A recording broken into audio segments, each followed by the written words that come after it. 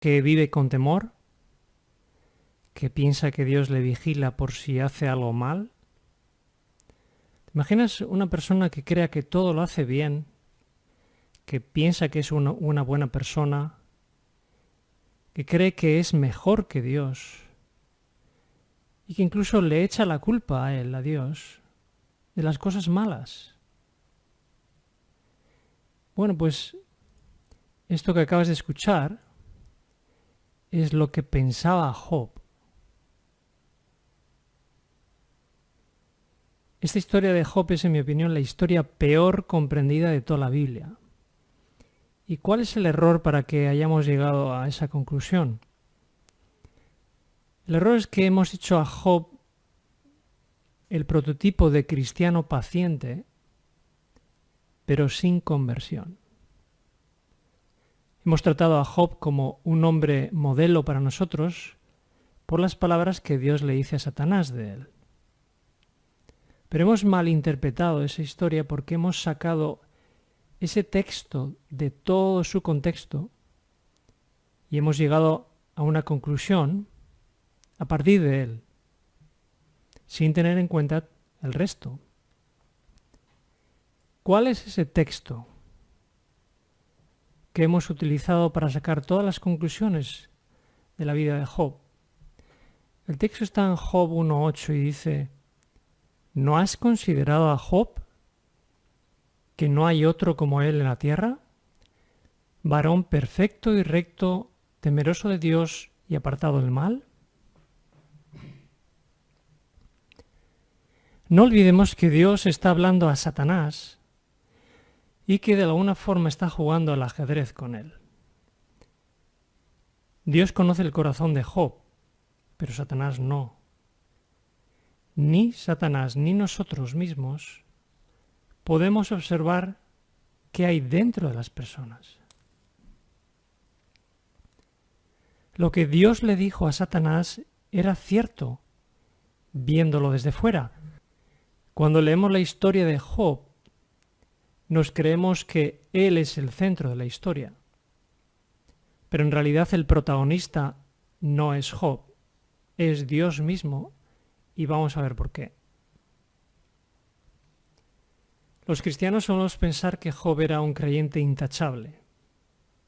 Pero como hemos mencionado ya, había cosas en su vida que él creía, que él pensaba, incluso que él hacía, que no eran precisamente indicativos de que su corazón estuviera convertido. Porque ¿qué cristiano tiene que hacer un pacto para no desear mirar a las mujeres? Según el mismo Jesús dijo que aquel que mira a una mujer para desearla está adulterando. Y en Job 31.1 dice que hice un pacto con mis ojos para no pecar. Si es que Job era tan buena persona como creemos, ¿por qué entonces tuvo que arrepentirse? Porque hay por lo menos dos textos donde dice eso. Uno en Job 42.6 dice: por tanto me aborrezco y me arrepiento en polvo y ceniza. Y también en Job 44 dice: he aquí que yo soy vil. Es interesante que al principio Job pensara que era una buena persona, pero luego más tarde en su historia dice que él es vil. Se supone que si es vil es porque tiene también algo de lo que arrepentirse. ¿Por qué lo considera justo Dios entonces, pero luego se arrepiente? Porque en las palabras que Dios le dice a Satanás, le dice que es justo. Y es cierto, porque externamente lo era. Y por su propia motivación. Ahora yo pregunto, ¿puede alguien ser íntegro pero no estar convertido? Bueno, en la Biblia encontramos otro ejemplo muy similar en el Nuevo Testamento, y efectivamente sí se puede ser íntegro sin estar convertido, y ese es el caso de Nicodemo. Esta era, digamos, el judío más intachable de entre los judíos en los tiempos de Jesús. Pero el mismo Jesucristo le dijo: si no nacieres de nuevo, no puedes ver el reino de los cielos. Con lo cual, toda su vida religiosa, toda la apariencia de bondad, todas las buenas obras de Nicodemo no le eran suficientes para ser salvo. Y da la impresión que Job parece que tampoco estaba convertido, como hemos mencionado. Observa cuántos amigos de Job aparecen en la historia. Aparecen 4. Pero Dios dice que de esos 4, 3 de ellos pecaron. El que no pecó es el cuarto, que es Eliú, que habla durante 6 capítulos enteros desde el 32 al 37. Ahora, como hemos mencionado al principio, ¿cómo podemos saber por la Biblia que Job no estaba convertido? Número 1. Tiene problemas con las mujeres, por eso dice en Job 31:1, hice pacto con mis ojos para no pecar. Número 2, vive con temor. Me ha ocurrido lo que yo temía. O sea que antes de que le ocurriera nada a Job, él ya temía. Y la palabra de Dios nos dice que el perfecto amor echa fuera el temor. Una persona convertida no tiene temor, no vive con temor. Número 3. Piensa que Dios le vigila por si hace algo malo. Dice el texto, para que inquieras mi iniquidad y busques mi pecado. ¿Qué clase de Dios podemos tener nosotros en mente cuando creemos que nos está vigilando para ver qué cosas hacemos mal? Obviamente ese no es el Dios del cielo y de la creación, no es el Dios eterno que conocemos en la palabra de Dios. 4. Cree que todo lo hace bien. Dice Job 33:9, yo soy limpio y sin defecto, soy inocente y no hay maldad en mí. Si nosotros escucháramos a un cristiano decir estas mismas palabras, lo tomaríamos como mínimo como vanidoso. Imagínate un cristiano, alguien en tu iglesia que dice, yo soy sin defecto, yo soy inocente y no hay maldad en mí. Bueno, no hay expresión de más orgullo que esta posiblemente. Pues estas son palabras de Job. Número 5. Piensa que es una buena persona. Claro, si él cree que lo hace bien todo, pues como dice Job 34:5, Job ha dicho, yo soy justo. Pero él dijo, yo soy justo por su forma de actuar, no porque Dios lo hubiera justificado. Él eso no lo había entendido. Número 6. Cree que es mejor que Dios. Dice así, ¿piensas que es cosa recta lo que has dicho, más justo soy yo que Dios? Estas son palabras que Eliú le estaba diciendo a Job. Y recordemos que en la historia Dios no le culpa a Eliú de ningún pecado. Con lo cual esto que decía Eliú a Job es cierto. Él se creía más justo que Dios. ¿Qué cristiano convertido puede creerse más justo que Dios? Y por último, número 7. Además de todo esto, le echa la culpa a Dios de lo malo. Dice el texto Job 36, 21 al 23. ¿Quién le dirá a Dios, has hecho mal? Y en Job 48 dice, le echó la culpa a Dios. Obviamente por estas 7 razones que aparecen en la misma historia de Job, no podemos pensar que Job estaba convertido. Ninguna persona que hoy en día diga ser cristiana y tuviera esta forma de pensar, creíamos nosotros que está convertido. Al margen de sus problemas con las mujeres, de pensar que Dios le vigila, que Él es bueno y que es incluso mejor que Dios, encima le echa la culpa a Dios de las cosas malas. Así que de alguna forma Job es el Nicodemo del Antiguo Testamento. Es cierto que tenía un comportamiento bueno, que aparentemente era justo, pero es interesante que al final del libro, él mismo dice en Job 42:5, de oídas te había oído, mas ahora mis ojos te ven. No podemos conocer a Dios realmente si solo le conocemos de oídas. Y eso es lo que el mismo Job dice, que le conocía de oídas, pero no personalmente. Esta es otra evidencia más de que Job no estaba convertido cuando le vienen esos sufrimientos. Y luego vamos a ver por qué. Como he dicho antes, el protagonista de este libro en realidad no es Job, es Dios realmente. ¿Por qué motivo digo esto? Porque lo que realmente nos enseña el libro no es la paciencia de un buen hombre.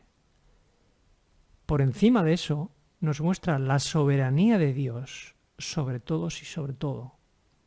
Ese es el verdadero protagonista. Tendremos que preguntarnos a quién nos parecemos nosotros en esta historia. A Job, a la mujer de Job, a los 3 amigos que le echaron la culpa de sus sufrimientos cuando en realidad no era así, era algo que Dios estaba permitiendo. ¿Somos acaso nosotros mejores que ellos? Podríamos preguntarnos. Ahora vamos a ver cuál fue el momento crucial en la vida de Job. Dice Job 42:10, y quitó Jehová la aflicción de Job cuando él hubo orado por sus amigos. Es interesante este texto. Cuando él hubo orado por aquellos 3 amigos que en realidad le echaban la culpa a él de sus sufrimientos. Dice la siguiente cita, cuando Job deseó fervientemente que se ayudara a las almas que habían pecado contra él, entonces él mismo recibió ayuda. Oremos no solo por nosotros mismos, sino también por los que nos han hecho daño y continúan perjudicándonos. ¿Sabes a qué cita o a qué referencia me recuerda esta cita? Orad por los que os ultrajan y os persiguen. Es fácil decir que hay que amar a los enemigos, pero no es tan fácil orar por ellos. ¿Y por qué no oramos por nuestros enemigos muchas veces? Pues porque humanamente es imposible. Solo puede Dios hacer un milagro en nosotros para convertirnos y que hagamos algo que es humanamente imposible. Por eso Job oró por sus enemigos al final, cuando realmente conoció a Dios y no antes. Así que nuestra vida espiritual puede terminar tan bien como la de Job. Y lo ideal es que pensemos que si estamos pasando por sufrimientos no tan graves como los de Job, quizás es que Dios esté permitiendo que ocurra así. Porque la historia de Job tiene 2 principales motivos o lecciones que podemos sacar. Por un lado, Dios permite que Satanás castigue a Job para que éste se convierta. Lo importante para Dios no era demostrar a Satanás nada en realidad. Lo más importante, lo que Dios quería, era que Job se convirtiera. Y es interesante porque Job no era judío. Y lo que Dios quiere para todo ser humano, no solo para aquellos que en su tiempo fueron su pueblo, que para aquellos también Dios quiso que se convirtieran. Job representa a todos los seres humanos no judíos para los que Dios quiere su conversión. Porque si no hay conversión, no hay salvación. Esto es lo que Jesucristo le dijo a Nicodemo. Y esta es una lección que se ha pasado por alto en infinidad de ocasiones cuando se estudia la vida de Job. Y se cree que no es más que una historia en la que una buena persona se mantiene fiel a pesar de los sufrimientos. No, no es eso. Hay 2 razones mucho más importantes y esta es la primera. Dios quiere la conversión de todas las personas y para ello incluso puede permitir que pasemos por sufrimientos para que nuestro corazón sea convertido. Pero la segunda razón aún es más importante. Observa qué sabiduría e inteligencia la de Dios, que utiliza a Satanás para convertir a Job. En realidad, como he dicho antes, el protagonista principal del libro de Job no es Job, es el mismo Dios, que es soberano de todas las cosas y de todos los seres creados, incluido el mismo Satanás. Y en la conversión de Job, escucha bien, Dios es glorificado con la ayuda de Satanás. Es algo magistral. Pocas cosas hay tan inteligentes como la forma de actuar de Dios en esta historia, posiblemente la que más en cuanto a su forma de engañar a Satanás y utilizarlo para conseguir algo para su propia gloria. Así que pensemos que Dios puede hacer cualquier cosa, permitir que Satanás nos pueda tentar o nos pueda meter en una situación difícil, pero siempre para nuestro bien. Puede permitir que ocurran en nuestra vida cosas que son impensables. Pero tenemos en cuenta que Dios quiere que nuestra vida, cuando sea transformada después de esas dificultades, sirva para darle gloria a Él. Y sea lo que ocurra en ella, ese es el motivo principal de nuestra existencia, que le demos gloria a Él. Que Dios te bendiga y te pueda ayudar a comprender mejor la historia de Job, que es la historia de su conversión para gloria de Dios y con la ayuda de Satanás.